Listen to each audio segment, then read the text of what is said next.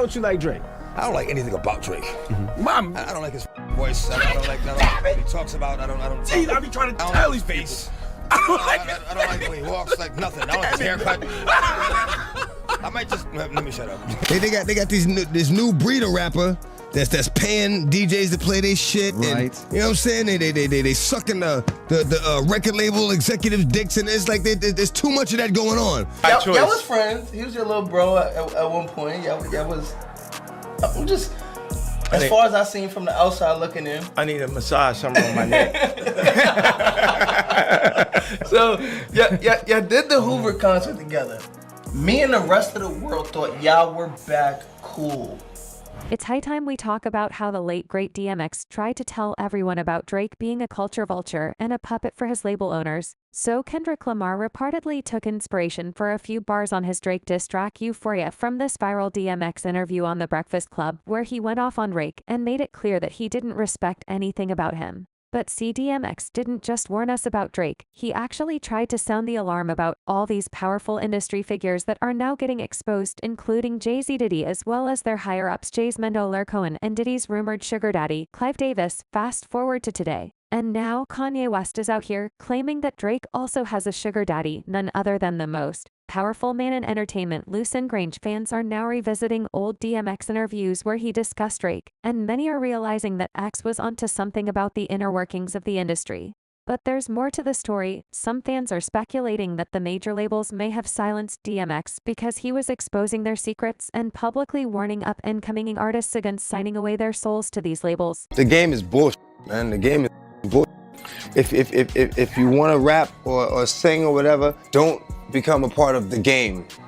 So there's this part on Kendrick Lamar's diss track Euphoria where he lists all the things he hates about Drake and declares himself Drake's biggest hater. Now when Euphoria first dropped on April 30th, Drake immediately hopped on Instagram to respond and shared a clip from the 1999 romantic comedy 10 Things I Hate About You. However, fans were quick to correct Drake, pointing out that Kendrick was actually referencing DMX's 2012 interview on The Breakfast Club, where X talked about all the things he hates about Drake. One fan said Drake just posted this on his IG story. And it's like, of course, this is the reference you makes her, but we're all referencing DMX pal. Now, before we talk about why DMX hated Drake, keep in mind that X didn't just single out Drake, he often spoke out against the industry as a whole and all the shady practices going on behind the scenes. And X wasn't afraid to name names either. He openly went against powerful industry figures like Diddy and Jay-Z and their even more powerful puppet masters. In one recently resurfaced interview, X seemingly tried to expose Diddy, alleging he was doing some seriously shady stuff with his artists. Well, you know, Locks got signed by that. Even though I bought the Locks to our riders, you know, they got signed. They were a safer group. You know, Puff signed them. And it was a blessing and a curse because they were sure they were happy about getting signed first, and they were on the Benjamins and shit was going. But then he made them jiggy and put them in suits and made them write lyrics for him and took all that publishing. Like, damn. I'm glad I didn't, you know, like, you keep that. And we went to, like, as soon as they got signed, you know, D was like, yo, if you like the Locks, like, X is like big dog, like, those are the Puffs, like, you love.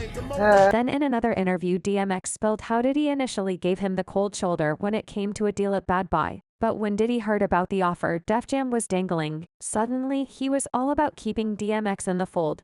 But word on the street is DMX wasn't feeling the vibe with Diddy because he caught wind of some messed up stuff going on behind closed doors at Bad Boy. Maybe 3 weeks after I got signed up, he's like, yo, I'll lace your pockets, I'll double they gave you and lace your pockets. I'm like, no, I'm cool. And now let's talk about how DMX also tried to expose Jay-Z for being a snake, despite Jay later trying to twist the narrative after X passed. Shortly after DMX died on April 9, 2021, Jay-Z showed up on LeBron James' show and tried to smooth things over, claiming that despite his competitive history with X, it was all love between them. So there was a competitive thing, but it was big love. He was so competitive with me. I never met a human being more competitive than me, like ever, not even my big brother. But here's the part Jay's conveniently left out. According to DMX himself, it was actually Jay who was playing the competitive game back in 2004. Jay became the president of Def Jam Records. And according to X, that's when Jay switched up on him. DMX had been holding it down for Def Jam, dropping hit after hit with 5 consecutive #1 albums between 1998 and 2003.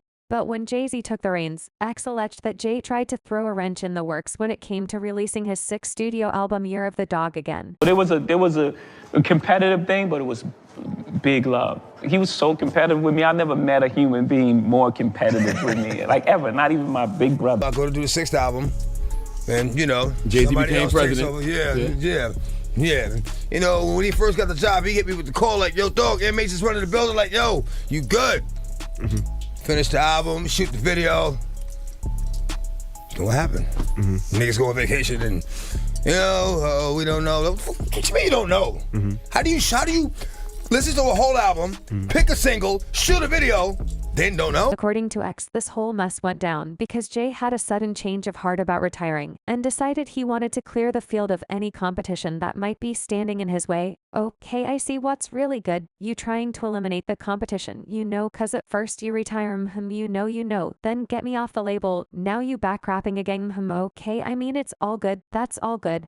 That was the moment DMX realized that Jay-Z was ready to step over anyone to serve his own interests, prompting X to say goodbye to D-Jam. But the distrust between DMX and Jay runs deeper, connecting to Jay's associations with some shady characters in the industry. DMX was very vocal about the dark side of the music business, and publicly claimed that label executives allegedly pressure rappers into doing unsavory acts in exchange for a record deal. They got this new breed of rapper that's paying DJs to play their shit. Right. You know what I'm saying? They sucking the record label executive. And it's like there's too much of that going on. Right. You know what I'm saying? Let me be me. Let me be the artist that I am and just play my music. You know what I mean? Exactly. Now they want you all up under this, you know, sitting at going to dinner with them and like that, and you know, all that favor for a favor shit. I don't get down like that. Look, I give you the music, you give my money. That's it. The game is bullshit, man. The game is fucking bullshit. If you want to rap or sing or whatever, don't become a part of the game. You know what? Listen to a song I called The Industry. And that pretty much explains, you know what I'm saying, what the shit is about. The industry. Man, it's not the same. The industry, it's not a fucking game. The industry, real niggas is dying to get in the industry just to find they don't fit in.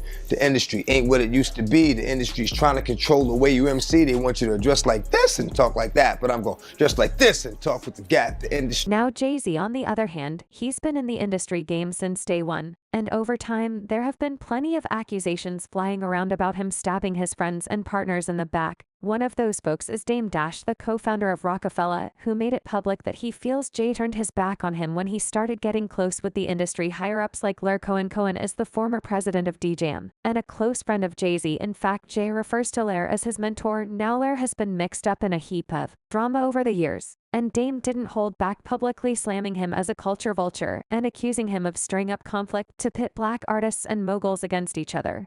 But here's where it gets wild. In 2018, when Lyor showed up on The Breakfast Club, he got into talking about the substance use crisis and expressed his sorrow over DMX's battles with addiction. However, when they asked him why he keeps signing artists who promote that lifestyle, Lyor directly said that's just how the industry rolls.